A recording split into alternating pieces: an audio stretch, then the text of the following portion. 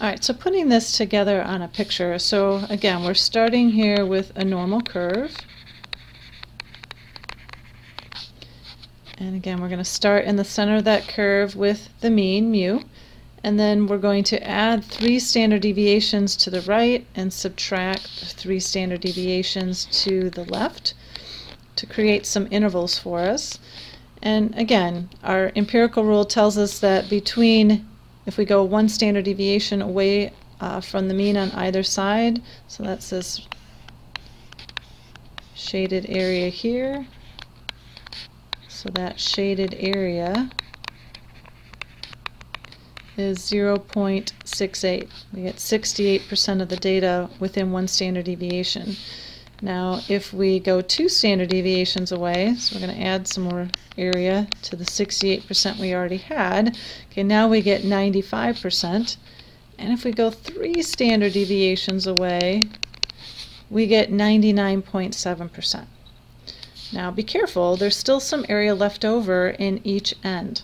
Okay, so remember the maximum of probability can be is 100%. So if we take 100% minus the 99.7% we currently have out to 3 standard deviations, we'll see that for both ends together there's still this 0.3% left over. Okay? The curve is symmetric.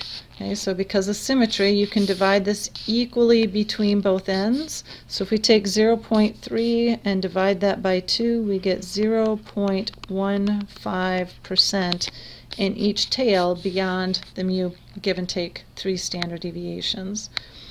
So below is a picture of the percentages in each of the 8 intervals created when using the 7 numbers on the axis. Okay, so if we start at the mean, and again we add standard deviations going to the right, and we subtract 3 standard deviations going to the left, that creates 7 cut points on the number line, but if we cut it 7 times, that gives us 8 pieces. Alright, so again, these initial 2 middle ones, when we went just 1 standard deviation away, we said that was 68%. The curve is symmetric, so if we divide that by 2, that means each of these intervals we get 34% of the data. When we added these next 2 regions to get 2 standard deviations away from the mean, we now have 95% of the data. But if we take 95 minus the 68% that's already there, that gives us 27%.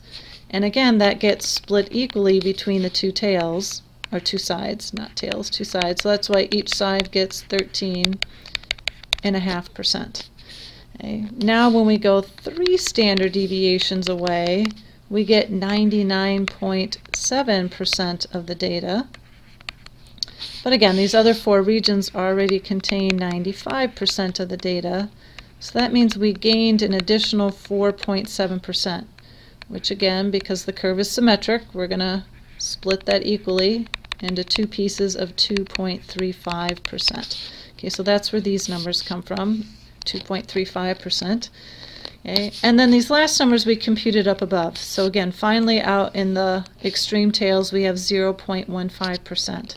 Okay. So for any bell-shaped distribution, when we're looking at these intervals and the percentages, just to get rough estimates of those percentages, again, we're going to start with a number line with the mean in the middle, and again, we're going to add the standard deviation 3 times to the right, subtract the standard deviation 3 times to the left, and then these 8 percentages we have listed here are always the same.